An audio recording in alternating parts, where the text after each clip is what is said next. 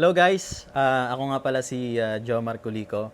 I'm the owner of FlexLab Printing Services.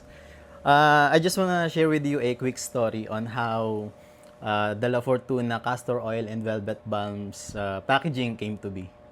So, Boss Ferds and Miss Asunta De Rossi were introduced to me by a friend, si Boss Lem, kung tawagin ay Humble. Uh, so, ayun, doon nagsimula yung yung story kung paano kami nagkausap. So, ang sabi nila, gusto nila ng packaging na yung magmumukhang high-end yung product. So, ako naman, syempre, bida-bida. 'Yon. Binigyan ko sila ng iba't ibang suggestions, and this is how this is what we end up with. Kita niyo naman kung gaano kaganda yung packaging ng velvet bun nila and ng castor oil. Ayan. So, ang tawag sa print na to ay UV-DTF.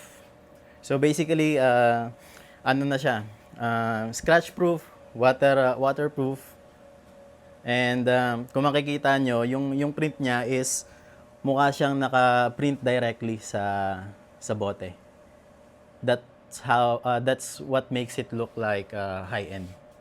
Ayun.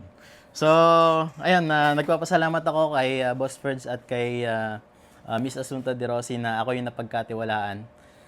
And,